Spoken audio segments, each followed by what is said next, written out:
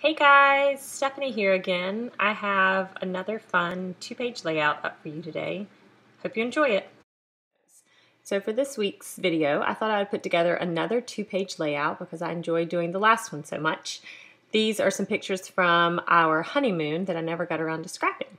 So I thought it would be perfect on a two-page layout. I have gathered some supplies here, some different things I'm thinking about using on this spread, and I pretty much pulled out some things that coordinated with my photos, and I'll show you those in a second. So here I have some of those chic tags, Let's Go wood veneer, and there's a couple more there.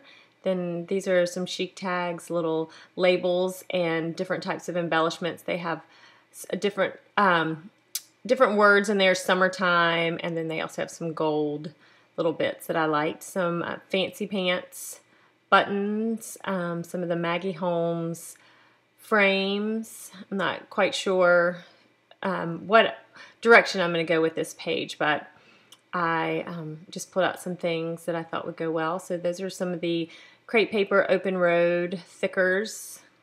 I love the colors of those. A couple papers from Crepe Paper Open Road collection right there. And I also have two pieces of white cardstock.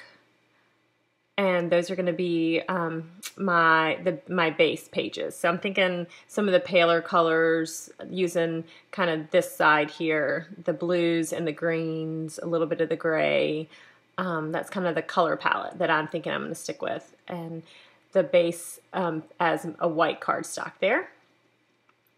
I'm just going to slide all these over here to the side, and I also have just a couple little, couple other embellishments that I pulled out. I'm not sure what I'm going to use, but I have these from another layout, and they were already here, so I thought I would see what might work. So here I have some of these chic tags, Clear Alpha. I used those on my day in a life layout, double page layout that was last week.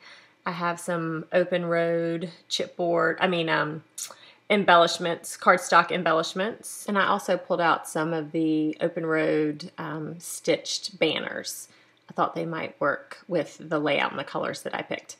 So here are the photos that I am thinking about using on my page. I also printed off a couple more photos of kind of the palm trees, the scenery that I might put on this spread as well. And as you saw the finished layout, I did end up adding a couple more. But I printed one larger photo here, and this one's 6 by 6. And then I have these two smaller ones that are a little bit larger than 3 by 3. So originally when I laid it out like this, I thought that maybe I could go and have these two smaller ones on the right hand side, but that just looked like a lot of white space to me. So I just pulled some other photos that I had. I'd printed, just when I do printing, I'd randomly print photos that I think might work well on a scrapbook page or something, that a memory that I want to capture. And here you can see I have two photos that are roughly the same size as the photos of my husband and myself. So about 3 by 3, maybe a little bit smaller than that. So I'm thinking about maybe doing a grid of photos on one side with the larger photo on the left-hand side. So I'm thinking that might be a good placement for my photos, and it keeps them kind of symmetrical, but not exactly the same. So the first thing that I am going to do is just start by trimming up some pattern paper for my paper layers. I really don't have any particular size in mind when I'm trimming my paper layers down. Sometimes I'll lay my photo onto the pattern paper and then just kind of eyeball it and trim it a little bit larger than that on either side. But for this one, I know that my photo is roughly 6 by 6 and that a piece of pattern paper is 12 by 12. So I'm cutting it a little bit larger than 6 by 6, which is going to leave me a larger side and a smaller side. And then I'm going to use these, just kind of stack them up and have the same colors on the left-hand side and the right-hand side of the page, but maybe not in the exact same order. So I'm just checking this page out here. I always love these pages or these papers. I love the different little bits and pieces, and I usually start by just cutting the elements out. So what I was just doing right there is just looking to see which ones I think I may want to use on my page and trying not to cut through them, because I'm going to use the other side of this piece of paper. So I just want to make sure that I have everything kind of lined up and can keep maybe some of the tags or some of the pieces that I might want to use on my layout. So I'm going to use that green side, and then here I'm just going to cut out a couple of the little pieces here so I can use these on my page. These 12 by 12 pieces of paper I think are great because you can, if you trim out if you order 2 pieces, which is usually what I do, I order 2, and then I use the, pattern side of one, and then the side that has the tags and the tickets and the words and stuff like that. I usually just trim them out, and then I have my own little embellishment pack, and I love that. They usually go great on the pages.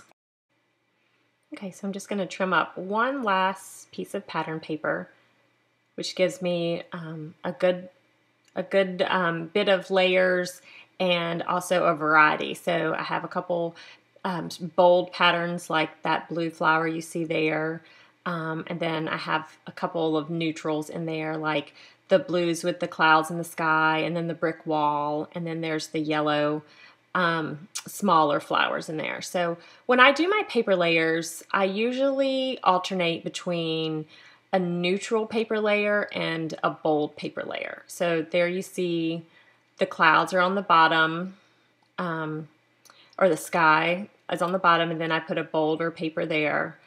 And then on top I layered that green stripe paper, which is pretty neutral and soft. It has a softer feel to it.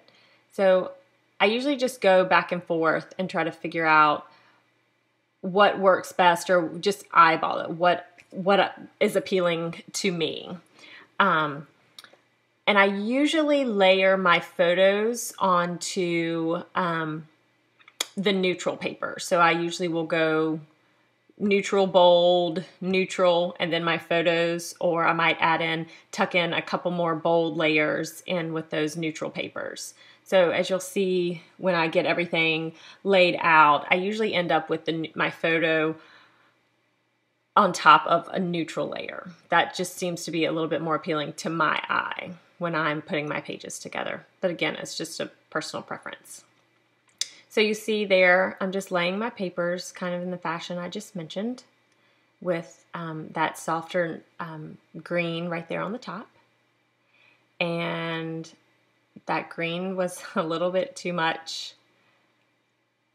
bold of a pattern for me. So I grabbed out a glassine bag, and I'm going to layer my photo on top of that bag, and I'm going to add my journaling in that bag.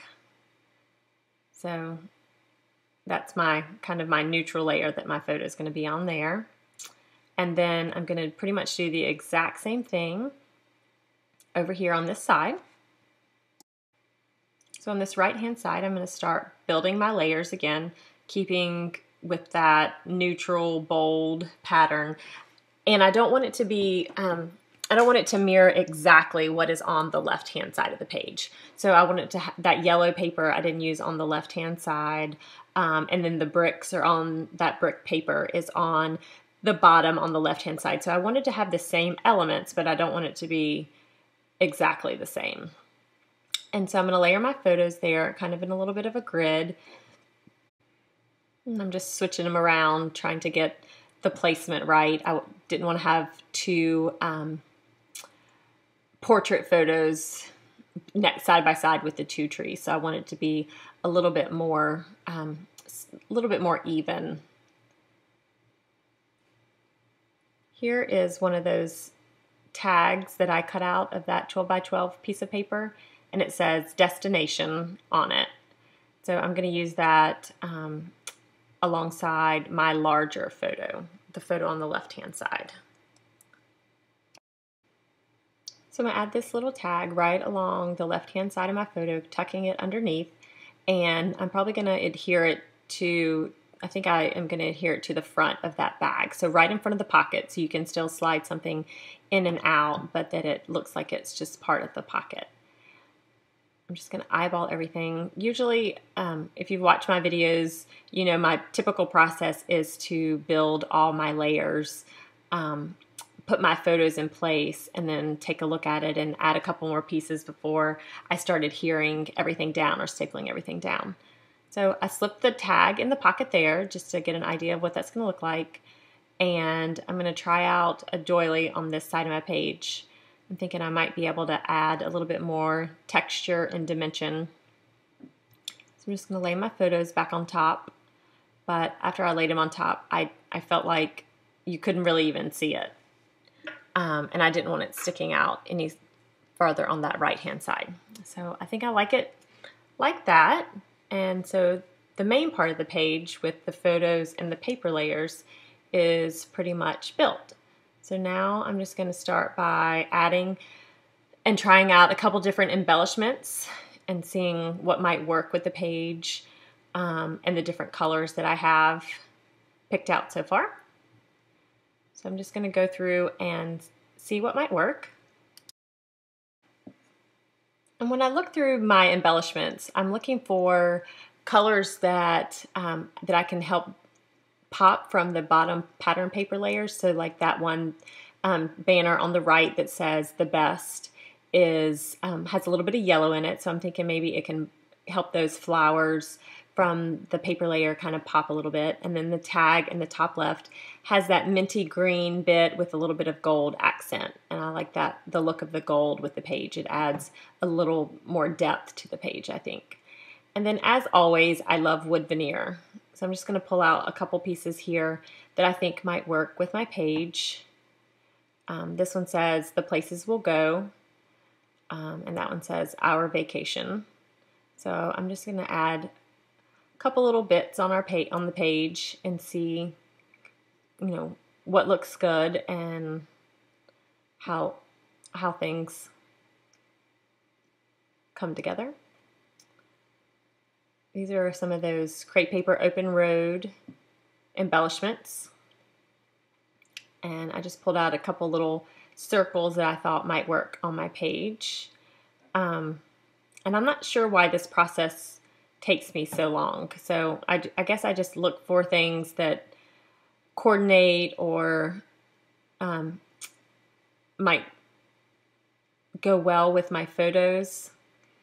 But when I was editing this video, I realized that this section, it takes me longer to add 5 embellishments than it does to put a whole page together, which was kind of funny.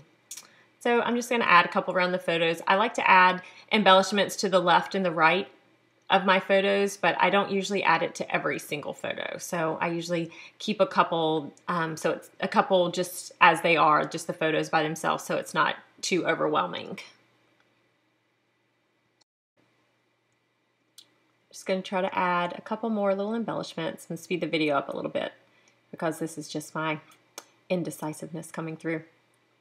Trying out a couple little buttons around those photos and a couple more little wood veneer bits and pieces, a clothespin on that tag, and then maybe a little heart wood veneer piece right there. These are some Chic Tags Flair and some Evalicious Flair. I thought that might add a little bit of interest to the page. And a little tip of how I usually try things out. So I just take the flare out of the little plastic sleeve, and then I usually, keeping them on the back since they have adhesive back, I usually just trim out the plastic right around that one flare. So then I can move it around my page and I don't have to commit to anything until I'm certain that that's how I want it to be. So these Evalicious Flair actually come perforated on the plastic. So I'm just going to tear out one there, since those are also adhesive back, and just place it around my page and see if I can make it work over on that left-hand side. I'm just going to set those aside and maybe add a little Evalicious paper clip to my photo, as you can see in the right hand corner there. I think my battery died there. Sorry about that. And now I'm just going to start adhering and putting my paper layers together.